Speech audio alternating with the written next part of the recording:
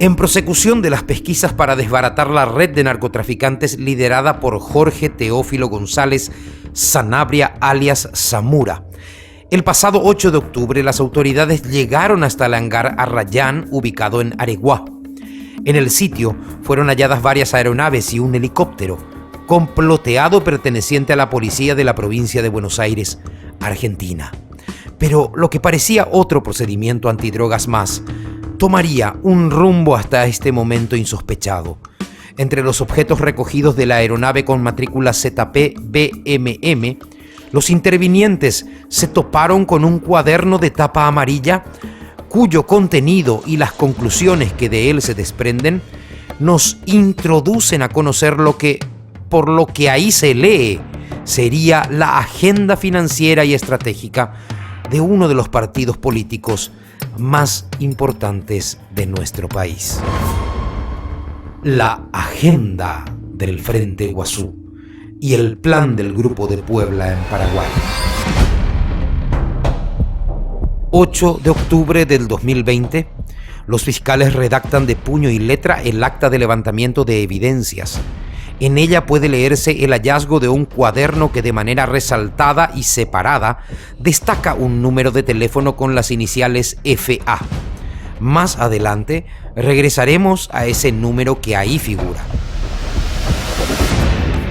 En una página nombrada como Actividades para el 9 de julio del 2020, en los puntos 12 y 13 se citan dos actividades, las que podrían estar vinculadas de una u otra manera. En primer lugar, se destaca una reunión que debía realizarse el miércoles 15 de julio del 2020 a las 16:30 horas con el embajador ruso en Asunción. A continuación se lee Eduardo Valdés, insumos médicos. Se trataría del diputado kirchnerista cercano al presidente y a la vicepresidenta de Argentina.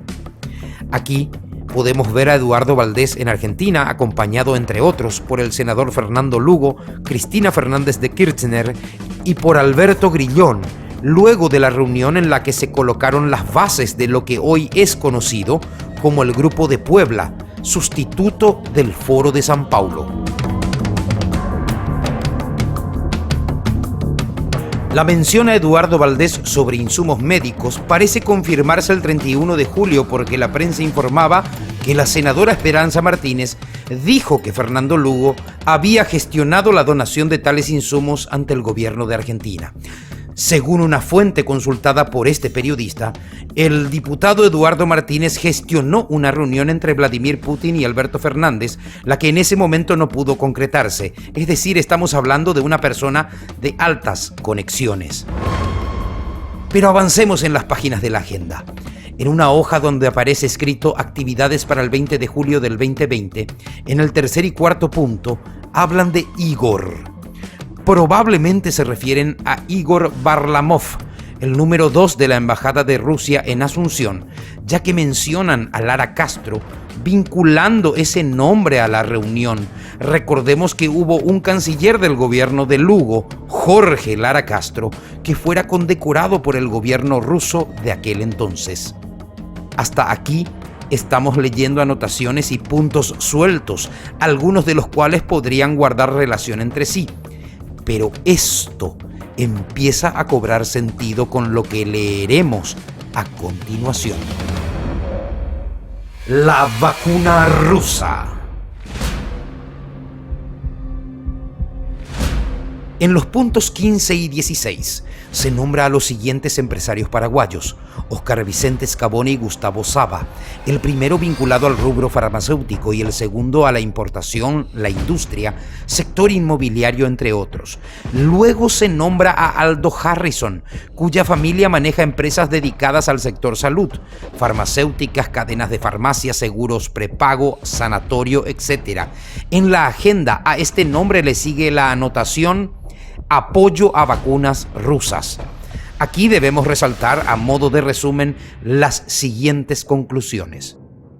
Miembros del Frente Guazú mantienen reuniones con agentes rusos en Paraguay con fines aparentemente comerciales.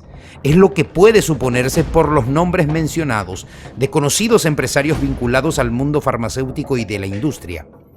Sin embargo, en la agenda no solo se habla de la vacuna rusa, también se habla de política y de los planes que, por lo menos hasta el mes de julio, estaban en pleno desarrollo y con apoyo a nivel internacional.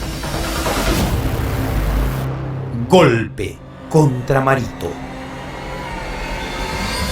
El cuaderno de tapa amarilla, según la fuente consultada por este periodista y que está imbuido de los detalles de la presente investigación, sería de procedencia mexicana, y en sus páginas estaban escritas lo que se relata a continuación.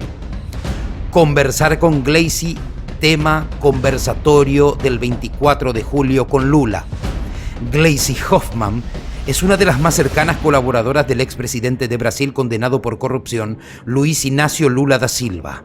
Por sí solas, tales anotaciones no significan nada. Pero si tenemos en cuenta lo que se está anotando en otros puntos, dichos contactos podrían explicar que detrás existe una articulación internacional para lo que veremos a continuación. Parecen seguir una cronología. En este orden: 1. Gobierno de Unidad Nacional. Unas palabras que no logro entender en el papel. En el mismo punto sí logro comprender la frase educación en el marco cicatriz. 2. Se va Marito y el vice. Renuncia por demolición. 3. Nueva denuncia HC en Brasil. Por lo visto manejan información privilegiada que le informa al Frente Iguazú que ya había o que estaba por haber una nueva denuncia contra el expresidente Cartes. 4. Juicio político a los dos. 5. Golpe blando democrático.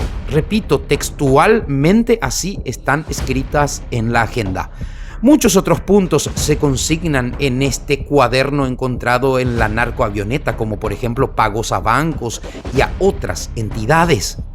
En concreto, de lo escrito aquí, trasluce como telón de fondo un fluido contacto de personas del Frente Iguazú con referentes del Grupo de Puebla, en coincidencia con una serie de acciones que parecen responder a un plan que busca desestabilizar políticamente al gobierno o aprovecharse de su debilidad para empujar su caída.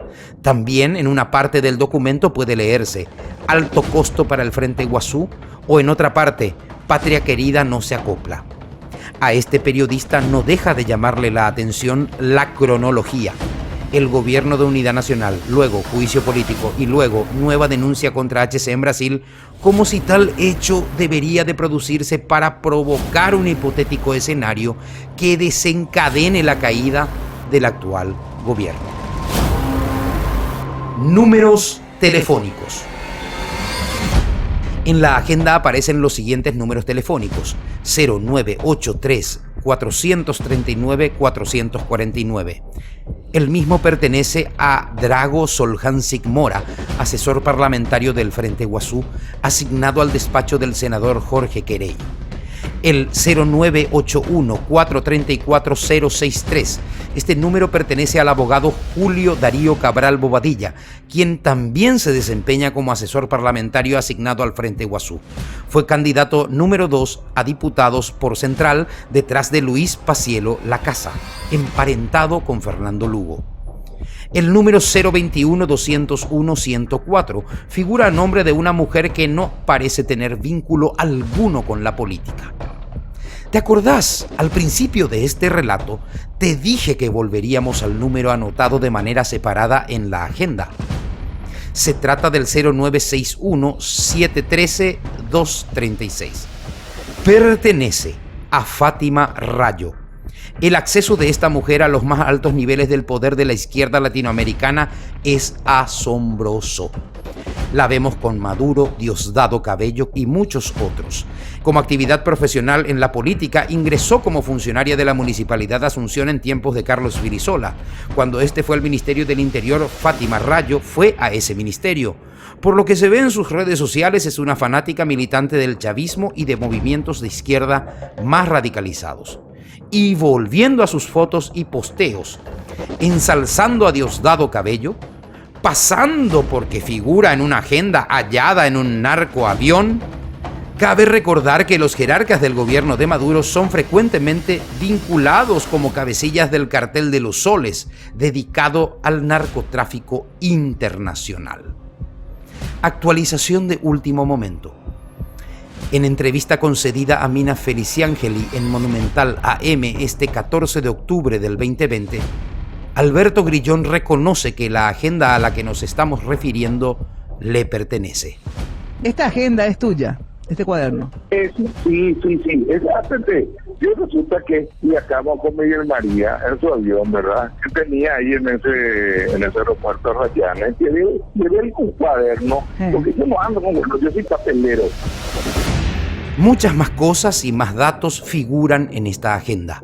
En la presente investigación fiscal, seguramente se irán conociendo más detalles y los investigadores irán respondiendo a las principales preguntas que surgen de todo esto.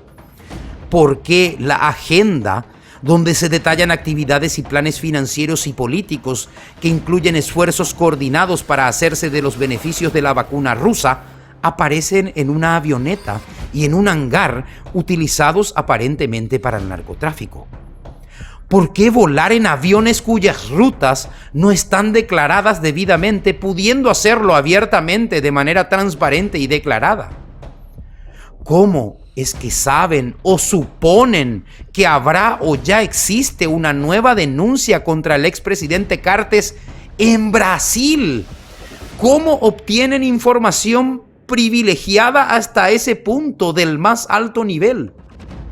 Pretenden desencadenar el derribo y la caída ilegítima del actual gobierno. Por lo menos es lo que pudimos leer en la agenda del Frente Guazú, hallada en un narcoavión.